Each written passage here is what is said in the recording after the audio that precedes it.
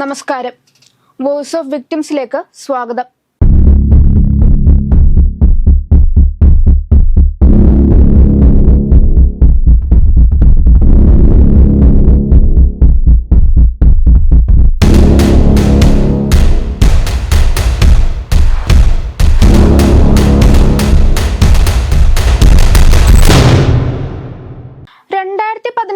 July 28 തന്റെ മുറിയിലിരുന്ന പിറ്റേ ദിവസത്തേക്കുള്ള പരീക്ഷയ്ക്ക് വേണ്ടി പഠിക്കുകയായിരുന്നു റിൻസി എന്ന +1 വിദ്യാർത്ഥിനി.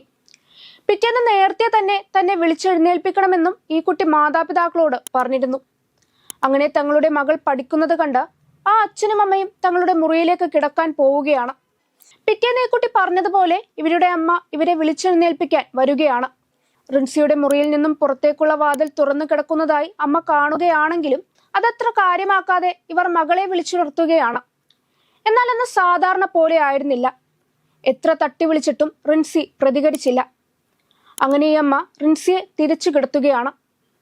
അപ്പോഴാണ് അവർ ആ കാഴ്ച കണ്ട് ഞെട്ടിയത്. റിൻസിയുടെ കഴുത്തിൽ കയർ മുറുക്കിയ പാട് അപ്പോഴാണ് അമ്മ ബീന ശ്രദ്ധിച്ചത്. മാത്രമല്ല അവിടെ ജനലിന്റെ സമീപമായി ഒരു കയറും ബീന കാണുകയാണ്. അപ്പോൾ തന്നെ തന്റെ ഭർത്താവ് ബിജുവിനെയും കൂട്ടി മകളുടെ മുറിയിലേക്ക് അവർ വരികയാണ്.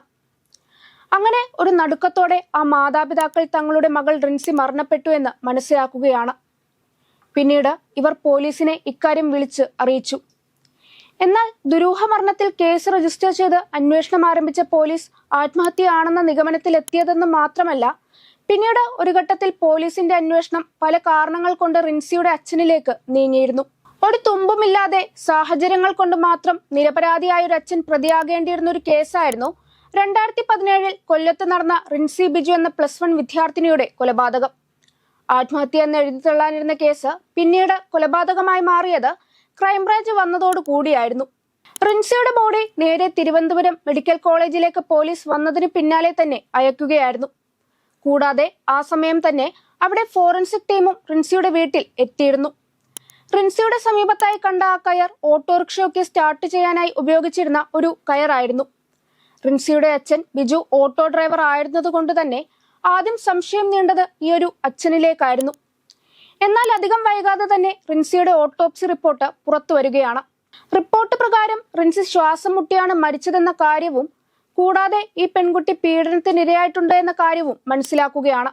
അതുപോലെ തന്നെ ഫോറൻസിക് ടീം മുറിയിൽ നടത്തിയ പരിശോധനയിലും മുറിയിൽ നിന്ന് റിൻസിയുടെ അച്ഛൻ ബിജുവിന്റെ വിരലടയാളങ്ങൾ മാത്രമാണ് കിട്ടിയിരുന്നത്. റിൻസിയുടെ മൃതദേഹത്തിനടുത്തു നിന്ന് കിട്ടിയ ഓട്ടോ സ്റ്റാർട്ട് ചെയ്യാൻ ഉപയോഗിക്കുന്ന കയറും അതുപോലെ ഈ വിരലടയാളങ്ങളും കൊണ്ട് പോലീസിന്റെ സംശയം ഈ അച്ഛനിലേക്ക് തന്നെ ബലപ്പെടുകയാണ്.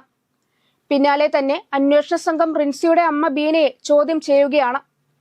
ആ ചോദ്യം ചെയ്യലിലാണ് അവർ പോലീസിനോട് തലേ ദിവസവും അന്ന് നടന്ന കാര്യങ്ങളൊക്കെ പറയുന്നത്.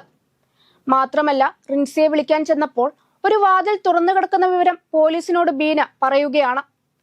റിൻസിയുടെ മുറിയിൽ 2 വാതിലുകളാണ് ഉള്ളത്. അതുപോലെ തന്നെ മകളുടെ കഴുത്തിൽ കിടന്നിരുന്ന സ്വർണമാല കാണാനില്ല എന്ന് ബീന പോലീസിനോട് പറഞ്ഞിരുന്നു. എന്നാലും പോലീസിന്റെ സംശയം റിൻസിയുടെ അച്ഛനിൽ തന്നെയായിരുന്നു. പക്ഷെ ബീന ഇയാളെ സംശയിച്ചിരുന്നില്ല. എന്നാൽ തെളിവുകളൊന്നും ലഭിക്കാത്ത സാഹചര്യത്തിൽ ഇവരെ അറസ്റ്റ് ചെയ്യാനും പോലീസിന് ആകില്ലായിരുന്നു. അങ്ങനെ റിൻസിയുടെ മരണം കഴിഞ്ഞ് 4 മാസം കഴിഞ്ഞിട്ടും ബീന പറഞ്ഞ ലീഡിലേക്കൊന്നും പോകാതെ പോലീസ് 9 തവണയാണ് റിൻസിയുടെ മാതാപിതാക്കളെ ചോദ്യം ചെയ്യാനായി സ്റ്റേഷനിലേക്ക് വിളിപ്പിച്ചത്. മാത്രമല്ല നാട്ടിലുള്ളവരെയും സമീപവാസികളെയും ചോദ്യം ചെയ്തിട്ടും ഈ ഒരു കേസിൽ യാതൊരു പുരോഗതിയും ഉണ്ടായില്ല. പോലീസിന്റെ ഈ ഒരു നീക്കുപോക്ക് കണ്ടിട്ട് റിൻസിയുടെ മാതാപിതാക്കൾ ക്രൈംബ്രാഞ്ചിന് ഒരു കത്തെഴുതുകയാണ്. കൂടാതെ സർക്കാരും ഈ കേസ് ക്രൈംബ്രാഞ്ചിന് കൈമാറിയിരുന്നു. ഈ ഒരു കേസിന്റെ ഗതി ക്രൈംബ്രാഞ്ച് ഏറ്റെടുക്കുന്നതോടെ മാറുകയാണ്. അങ്ങനെ ലോക്കൽ പോലീസിൽ നിന്നും ശേഖരിച്ച വിവരങ്ങൾ വെച്ച് റിൻസിയുടെ മരണം ക്രൈംബ്രാഞ്ച് ആദ്യം മുതൽക്കേ തുടങ്ങുകയാണ്. പുനരന്വേഷണത്തിന്റെ ഭാഗമായി ഈ കുട്ടിയുടെ ഓട്ടോപ്സി റിപ്പോർട്ട് പോലീസ് ഒന്നുകൂടി വായിക്കുകയാണ്. ഈ കുട്ടി പീഡിപ്പിക്കപ്പെട്ടിട്ടുണ്ട് എന്നൊരു കാര്യം ഓട്ടോപ്സിയിൽ പറഞ്ഞിട്ടുണ്ടായിരുന്നു. എന്തെങ്കിലും തെളിവ് ആ ഒരു ഭാഗത്തു നിന്ന് കിട്ടുമോ എന്നറിയാൻ ഈ കുട്ടി അന്നേ ദിവസം ഇട്ടിരുന്ന ഡ്രസ്സുകളും മറ്റും അന്വേഷണ സംഘം ഒന്നുകൂടെ പരിശോധനക്കായി അയക്കുകയാണ്. DNA പോലെയുള്ള കാര്യങ്ങൾ അതിൽ നിന്ന് കിട്ടുമോ എന്നറിയുവാനായിരുന്നു അത്. ക്രൈംബ്രാഞ്ച് വിചാരിച്ച പോലെ തന്നെ അവർക്ക് അന്നേ ദിവസം റിൻസി ധരിച്ച വസ്ത്രത്തിൽ നിന്ന് ഒരു DNA ലഭിക്കുകയാണ്. ഉടൻ തന്നെ അവർ ആ DNA റിൻസിയുടെ അച്ഛന്റെ DNA ആയിട്ട് മാച്ച് ആകുന്നുണ്ടോ എന്ന് നോക്കുകയാണ്. എന്നാൽ ഈ ഒരു DNA മാച്ച് ആകുന്നില്ലായിരുന്നു. ഇതോടെ പുറത്തുനിന്ന് ആരോ ആണ് ഈ കൊലപാതകം ചെയ്തതെന്ന് ക്രൈംബ്രാഞ്ച് ഉറപ്പിക്കുകയാണ്. എന്നാൽ ഈ ഒരു വിവരം ക്രൈംബ്രാഞ്ച് മറ്റാരോടും പറഞ്ഞില്ല. ഈ ഒരു കാര്യം പുറത്തു പറഞ്ഞാൽ യഥാർത്ഥ കുറ്റവാളിക്ക് അത് രക്ഷപ്പെടുവാൻ ഒരു കാരണമാകുമെന്നോർത്താണ് അവർ ആ വിവരം പുറത്തു വിടാതിരുന്നത്. അതിനിടയിൽ ഇവർക്ക് സംശയമുള്ള ആളുകളുടെയൊക്കെ DNA സാമ്പിളുകൾ ഇവർ ശേഖരിച്ച് റിൻസിയുടെ ഡ്രസ്സിൽ നിന്ന് കിട്ടിയ DNA ആയിട്ട് ഒത്തുനോക്കുന്നുണ്ടായിരുന്നു. എന്നാൽ ഒന്നും തന്നെ മാച്ച് ആയില്ല. എന്നാൽ അന്വേഷണ സംഘം അന്വേഷണം മറ്റൊരു തലത്തിലേക്ക് മാറ്റുകയാണ്. അതായത് പിന്നീട് രാത്രിയായി പോലീസിന്റെ അന്വേഷണമൊക്കെ. റിൻസിയുടെ വീടിന് സമീപത്തോട് ചേർന്നുള്ള വഴിയിൽ ആരൊക്കെ രാത്രികാലങ്ങളിൽ പോകുന്നുണ്ട്, ആരൊക്കെ പാസ് ചെയ്യുന്നുണ്ട് എന്നിങ്ങനെയായി പിന്നീട് ക്രൈംബ്രാഞ്ചിന്റെ പ്രധാന അന്വേഷണം നടത്തുന്നതിനിടെ റിൻസിയുടെ സമീപത്തുള്ള വീട്ടിൽ രാത്രി സുനിൽകുമാർ എന്ന വ്യക്തി പോകുന്നതും വരുന്നതും ഇവർ അറിയുകയാണ്. കിട്ടിയ വിവരങ്ങളുടെ അടിസ്ഥാനത്തിൽ പോലീസ് നേരെ ചെന്നത് ഇയാൾ പോകുന്ന വീട്ടിലേക്കായിരുന്നു. അവിടെ ചെന്നപ്പോൾ അവിടെ ഒരു സ്ത്രീ മാത്രമായിരുന്നു ഉണ്ടായിരുന്നത്.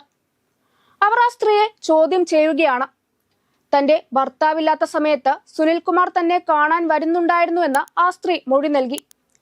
കുറെ നാളുകളായി തനിക്ക് ഇത്തരത്തിലൊരു ബന്ധമുണ്ടെന്നും ഇവർ പോലീസുകാരോട് സമ്മതിക്കുകയാണ്. സുനിൽകുമാറിനെ കുറിച്ച് പിന്നീട് ക്രൈംബ്രാഞ്ച് കൂടുതലായി അന്വേഷിക്കുകയാണ്. സുനിൽകുമാറിന് റിൻസിയുടെ വീടിന്റെ പുറകിലായി 15 സെന്റ് സ്ഥലമുണ്ടെന്നും ഇവിടെ അതുകൊണ്ട് ഇടയ്ക്കിടയ്ക്ക് അയാൾ വരാറുണ്ടെന്നും പോലീസ് മനസ്സിലാക്കുകയാണ്. ഈ ഒരു പറമ്പിന്റെ അടുത്തു തന്നെയാണ് സുനിൽകുമാർ പോകാറുള്ള ആ സ്ത്രീയുടെ വീടും. പിന്നീട് ഇയാളുടെ DNA പോലീസ് കളക്ട് ചെയ്ത് റിൻസിയുടെ ഡ്രസ്സിൽ നിന്ന് കിട്ടിയ DNAയുമായി മാച്ച് ആകുന്നുണ്ടോ എന്ന് നോക്കുകയാണ്. അത് മാച്ച് ആവുകയും ചെയ്തു.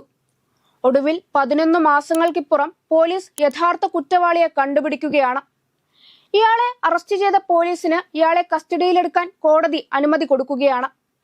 പിന്നീട് കാര്യങ്ങൾക്ക് വ്യക്തത വരാനായി പ്രതി സുനിൽകുമാറിനെ റിൻസിയുടെ വീട്ടിലെ ആ ക്രൈം സീനിലേക്ക് കൊണ്ടുവരികയാണ്. പ്രതിയെക്കുറിച്ച് നോക്കുകയാണെങ്കിൽ ആ നാട്ടിലെ ഒരു പൊതുപ്രവർത്തകനായിരുന്നു സുനിൽകുമാർ. നാട്ടിലെ എല്ലാ കാര്യങ്ങൾക്കും പങ്കെടുക്കുന്ന മാന്യനായ ഒരാൾ എന്നതായിരുന്നു ഇയാൾക്ക് ആ നാട്ടിൽ ഉണ്ടായിരുന്ന ഇമേജ്. മാത്രമല്ല റിൻസിയുടെ മരണാന്തര ചടങ്ങുകളിലും ഇയാൾ പങ്കെടുത്തിരുന്നു. കൂടാതെ ഈ ഒരു കേസ് ക്രൈംബ്രാഞ്ചിനെ കൊണ്ട് അന്വേഷിപ്പിക്കണമെന്ന സമരം ചെയ്യാൻ മുമ്പിലുണ്ടായിരുന്നതും ഈ ഒരു വ്യക്തി തന്നെയാണ്. അത്ര വിദഗ്ധമായിരുന്നു അയാൾ എല്ലാവരുടെയും കണ്ണിൽ മാതൃകാ പുരുഷനായി തെല്ല് സംശയം കൊടുക്കാതെ നടന്നത്. +1 വിദ്യാർത്ഥിയായിരുന്ന റിൻസിയെ അർദ്ധരാത്രി വീട്ടിൽ അതിക്രമിച്ചു കയറി സുനിൽകുമാർ പീഡിപ്പിക്കുകയും തുടർന്ന് ഒച്ചവെക്കാതിരിക്കാൻ കയറുപയോഗിച്ച് കൊലപ്പെടുത്തിയ ശേഷം റിൻസിയുടെ കഴുത്തിൽ കിടന്ന സ്വർണമാല കവർന്നെടുത്ത് രക്ഷപ്പെടുകയുമായിരുന്നു. റിൻസിയെ കൊല്ലണമെന്ന ഉദ്ദേശത്തോടു കൂടി തന്നെ അയാൾ അയാളുടെ പറമ്പിൽ തമ്പടിച്ചിരുന്നു. സമയമേറെ കഴിഞ്ഞ് റിൻസി കിടന്നു എന്ന് ഉറപ്പുവരുത്തിയ ശേഷം അയാൾ റിൻസിയുടെ മുറിയുടെ ഒരു ഭാഗത്തേക്ക് എത്തുകയാണ്. അവിടെയുള്ള ആ ഒരു ഡോർ അത്ര ഉറപ്പുള്ളതല്ലായിരുന്നു എന്ന് മനസ്സിലാക്കിയ അയാൾ ആ ഡോറ് നിസാരം തുറക്കുകയായിരുന്നു. അങ്ങനെയാണ് അയാൾ ആ വീടിന്റെ ഉള്ളിൽ പ്രവേശിച്ച് ഈ ഒരു കുറ്റകൃത്യം ചെയ്തത്. കേസ് അന്വേഷിച്ച Kollam crime branch unit detective inspector G. Johnson, detective sub inspector S. Mahesh Kumar, senior civil police officer Suresh Kumar, CPO Saiju എന്നിവർ DGPയുടെ 2018 മികച്ച അന്വേഷണ ഉദ്യോഗസ്ഥർക്കുള്ള ബാഡ്ജ് ഓഫ് ഓണറിന് അർഹരായ വാർത്ത ഏറെ കയ്യടികൾ നേടിയിരുന്നു. കൂടാതെ പ്രതിയായ സുനിൽകുമാറിന് ജീവപര്യന്തം കൂടാതെ 43 വർഷം തടവും 3.5 ലക്ഷം രൂപ പിഴയും ശിക്ഷ നേടിക്കൊടുത്തിരുന്നു. ഈ കേസ് തെളിയിക്കാൻ കാരണമായത് തന്നെ ക്രൈംബ്രാഞ്ച് ആണെങ്കിലും ചെയ്യാത്ത തെറ്റിന്റെ പേരിൽ ആ അച്ഛൻ അനുഭവിച്ച മാനസിക സംഘർഷങ്ങളും മറ്റുള്ളവരുടെ ഒളിഞ്ഞുള്ള കുത്തുവാക്കുകളും നോട്ടങ്ങളും ഒക്കെ ഓർത്താൽ വിഷമമാകുമെങ്കിലും ഒടുവിൽ സത്യം തെളിഞ്ഞതിന്റെയും തന്റെ മകൾക്ക് നീതി കിട്ടിയതിന്റെയും ഒക്കെ സന്തോഷം ആ കുടുംബത്തിന് എന്നും ഉണ്ടാകും.